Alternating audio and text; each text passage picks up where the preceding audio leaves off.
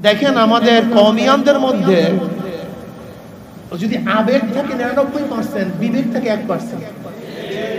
অথচ একটা যুদ্ধের জন্য, সামনে অগ্রসরের জন্য বিবেকের প্রয়োজন ছিল 90%, আবেগের প্রয়োজন ছিল মাত্র 1%। যেখানে বিবেকের প্রয়োজন সবচেয়ে বেশি, সেখানে আমাদের বিবেক খুবই অনুপস্থিত, শুধু আবেগ। অথচ আবেগে কাজ চলে না, বিবেকে কাজ চলে। আমি আমার কওমিয়ানদেরকে আবার মেসেজ দিতে চাই, বর্তমানে কিন্তু আমাদের আবেগকে কাজে লাগিয়ে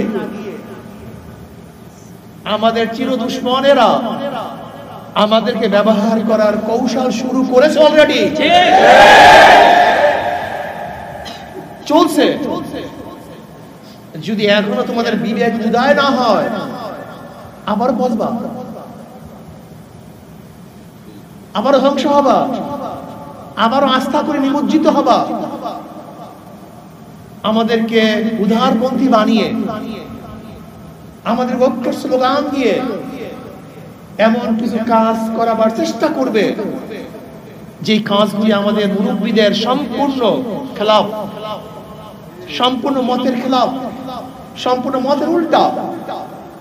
খবরদার, আমরা সবচেয়ে বেশি ঐক্য প্রয়াসী, আমরা সবচেয়ে বেশি আত্মত্যাগী, কিন্তু কখন ইসলাম নীতি ও আদর্শের কাছে আমাদের চেয়ে ত্যাগী কেউ না।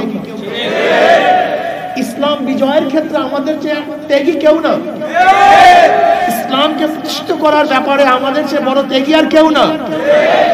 কিন্তু মনে রাখতে হবে যে ইসলাম নীতি ও আদর্শ নাই, সেখানে আমাদের চেয়ে শক্তিশালীও কেউ না, আমাদের চেয়ে বিরোধীও কেউ না। আশিদ্দাউ আলাল কুফার রুহামাউ বাইনাহুম তারাহুম রুক্কান সুজদান ইয়াবতাগুনা ফাদলাম মিনাল্লাহি ওয়া রিদওয়ানা। এর জন্য আমি খাস করে কওমি আর উলামায়ে কেরাম এবং তোলাবাদেরকে মেসেজ দিতে চাই, যুদ্ধ করা এক জিনিস, বিজয় হওয়া এক জিনিস, বিজয়কে ধরে রাখা আর এক জিনিস। খবরদার, তোমাকে আমাকে আমাদের চিহ্নিত শত্রুরা, যারা আমাদেরকে সহ্যই করতে পারে না, কওমিয়ানদেরকে সহ্য করতে পারে না, হক্কানি পীর বুজুর্গদেরকে যারা সহ্য করতে পারে না, সহ্য করতে পারে নাই, এরা বিভিন্ন রূপে আমাদের মধ্যে কিছু লোক সৃষ্টি করে, আমাদের মধ্যে কিছু লোক সৃষ্টি করে তারা আমাদেরকে ব্যবহার করার চেষ্টা করবে। খবরদার, বিবেকবান হয়েও আবেগী হও না। যদি তোমাদের মধ্যে 99% বিবেক থাকে, সেখানে 1% আবেগ থাকা চাই, কিন্তু তোমাদের আবেগ তো 99%, বিবেক তো মাত্র 1%। আমি আমার তোলাবাদেরকে বলবো, আমার হক্কানি উলামায়ে কেরামদেরকে বলবো, সতর্ক থাকুন।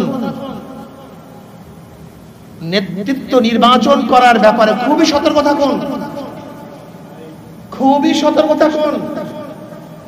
একজন ইমাম নির্বাচন করার ব্যাপারে আমরা এত সতর্ক, অথচ জাতি ইমাম, জাতীয় নেতা নির্বাচন করার ব্যাপারে আমরা এত অবহেলিত কেন, এত অসতর্ক কেন? কারণটা কি?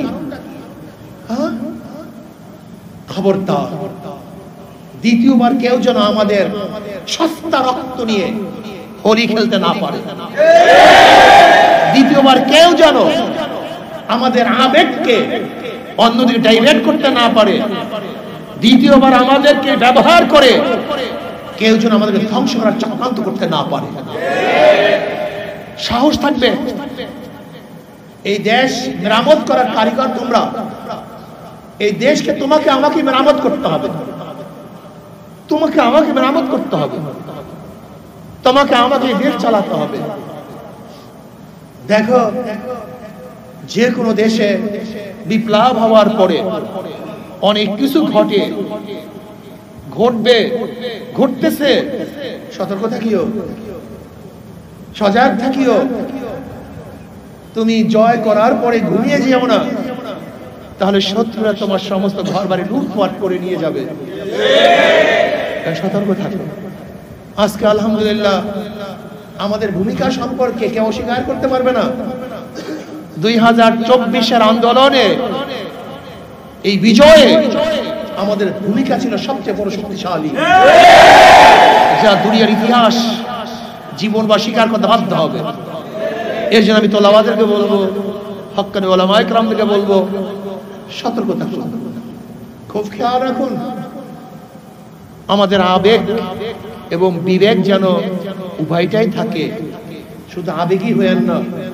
যখন যেই সময় আপনাদেরকে বাস ডাক দেওয়া হবে আর ঝাঁপিয়ে পাবেন তা না, আপনাকে অবশ্যই দেখতে কে ডাক দিছে, সে কে, কেন ডাক দিছে, উদ্দেশ্যটা কি,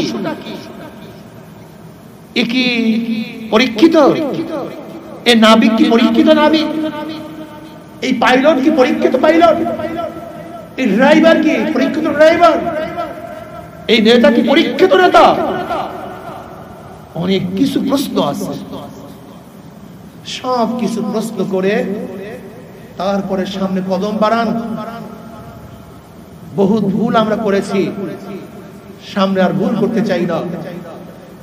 আমরা সতর্ক হয়ে আমরা কাজ করতে চাই, এই দেশকে গড়তে চাই, এই মানুষকে গড়তে চাই, এই মানুষের জান মালের নিরাপত্তা দিতে চাই।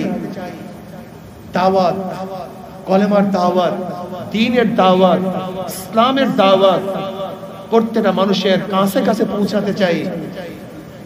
সবাইকে দিনদার বাড়াবার চেষ্টা করতে হবে, সবাইকে দাওয়াত দিতে হবে, ইসলাহ করতে হবে, এই দেশটাকে গড়তে হবে।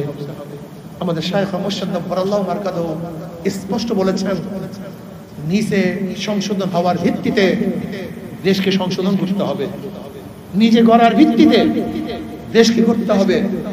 আজকেও আমি ঢাকায় বক্তৃতা করেছি, ছাত্ররা নিজেদেরকে আরো গড়, এখন পড়ার টেবিলে যাওয়ার সময় নিজেকে আরো করতে হবে, গোটা দুনিয়ার নেতৃত্ব দিতে হবে, সব জায়গায় নেতৃত্ব প্রদান করতে হবে।